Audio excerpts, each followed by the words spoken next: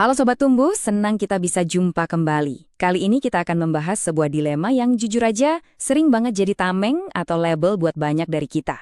Pertanyaannya simpel tapi dalam. Sebenarnya saya ini seorang introvert atau jangan-jangan saya cuma malas bergaul?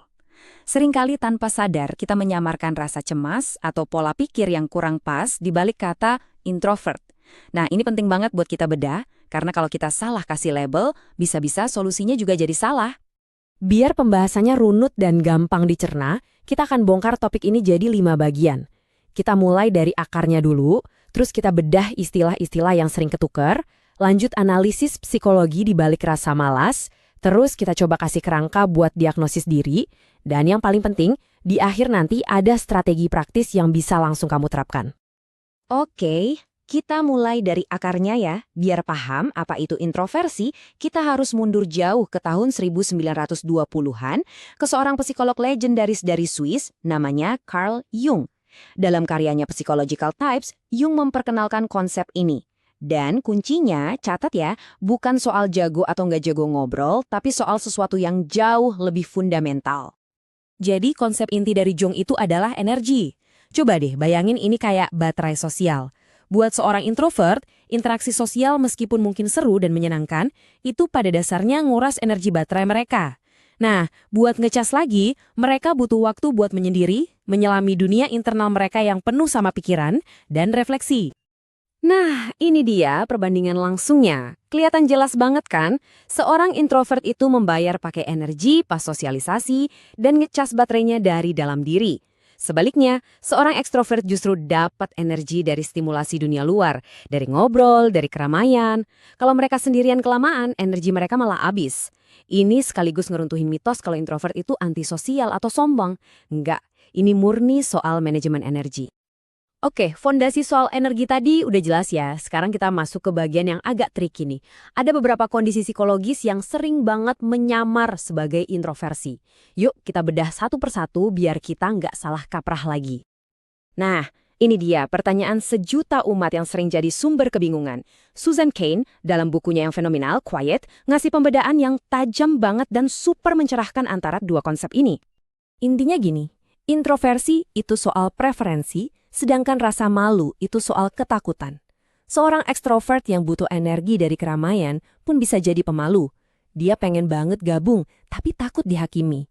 Sebaliknya, seorang introvert yang percaya diri bisa aja jadi pembicara publik yang hebat, tapi ya itu, setelahnya energinya terkuras habis, dan dia butuh menyendiri.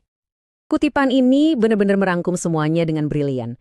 Introversi adalah pilihan sadar untuk ada di lingkungan yang lebih tenang, sementara rasa malu itu reaksi emosional yang dasarnya adalah rasa takut dinilai negatif sama orang lain. Keduanya adalah dua hal yang sangat-sangat berbeda.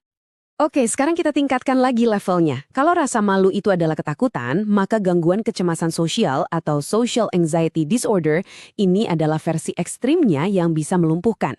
Menurut APA, ini bukan sekedar gugup biasa. Ini adalah ketakutan yang intens terus-menerus yang bisa memicu gejala fisik berat kayak gemetar, keringat dingin, bahkan serangan panik cuma dengan mikirin situasi sosial aja. Kondisi ini sering banget butuh bantuan profesional. Oke, kita udah misahin introversi dari rasa malu dan kecemasan sosial. Sekarang, kita sampai ke tersangka utama kita, si malas bergaul. Ini bukan tipe kepribadian loh, tapi seringkali ini adalah gejala dari mekanisme psikologis yang lebih dalam, yaitu sebuah perilaku menghindar yang kita pelajari seiring waktu. Disinilah kita masuk ke ranah penelitiannya Dr. Carol Dweck tentang pola pikir. Seseorang dengan fixed mindset itu percaya kalau kemampuan sosial itu bakat bawaan.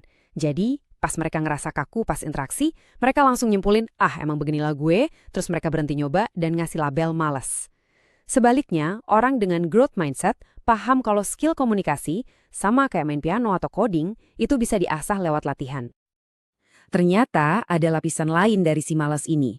Menurut peneliti kerentanan Dr. Brené Brown, malas bergaul itu bisa jadi semacam baju zirah emosional.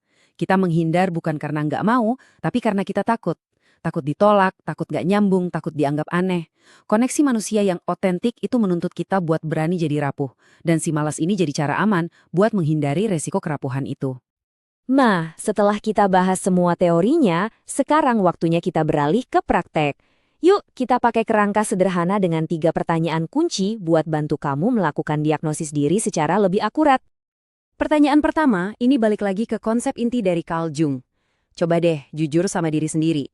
Setelah ikut acara kumpul-kumpul yang panjang, baterai kamu rasanya terkuras habis dan butuh banget waktu sendiri buat ngecas, atau justru kamu merasa lebih hidup dan berenergi.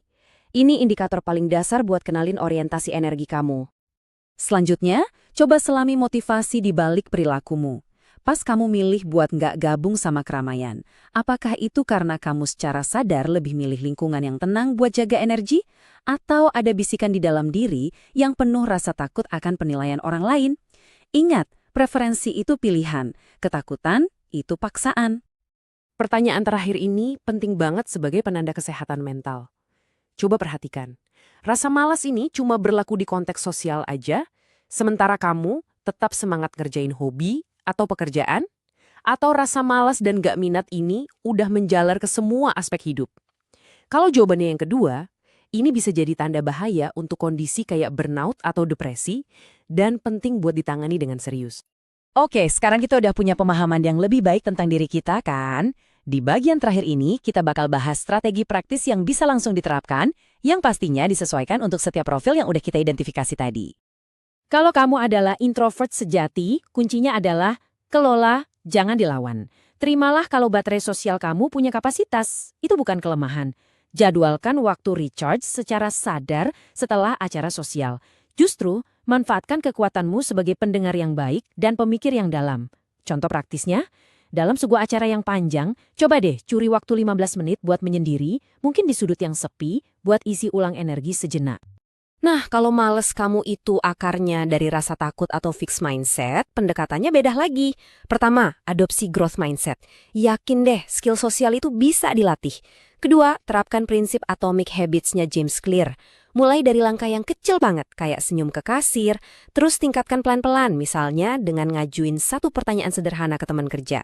Bergabung sama komunitas yang sesuai minatmu juga efektif banget, karena kamu udah punya topik yang sama buat diobrolin. Buat Sobat Tumuh yang berjuang dengan kecemasan sosial, pendekatan yang penuh welas asih adalah kuncinya. Pertama, latih self-compassion. Jangan marahin diri sendiri karena merasa cemas. Kedua, tantang pikiran-pikiran negatifmu secara rasional. Ketiga, buat semacam tangga ketakutan atau hierarki paparan. Mulai dari situasi yang paling nggak menakutkan, lalu naik pelan-pelan. Dan yang terpenting, jangan pernah ragu cari bantuan profesional kalau kecemasan ini udah terasa melumpuhkan. Jadi, kesimpulan dari seluruh obrolan kita ini apa? Gini, mengenali diri sebagai seorang introvert itu bukanlah sebuah vonis atau batasan. Itu bukan penjara yang mengurung kamu. Sebaliknya, anggaplah itu sebagai sebuah peta yang berharga, sebuah panduan untuk memahami cara kerja energimu supaya kamu bisa menavigasi dunia sosial dengan lebih bijaksana, bukan menjadikannya alasan untuk berhenti bertumbuh. Pertumbuhan sejati dimulai saat kita berhenti menggunakan label sebagai alasan dan mulai menggunakannya sebagai peta. Semoga paparan kali ini bisa menambah value kepada semuanya. Stay positif, tetap semangat untuk mengembangkan potensi diri. Sampai jumpa. Wassalamualaikum warahmatullahi wabarakatuh.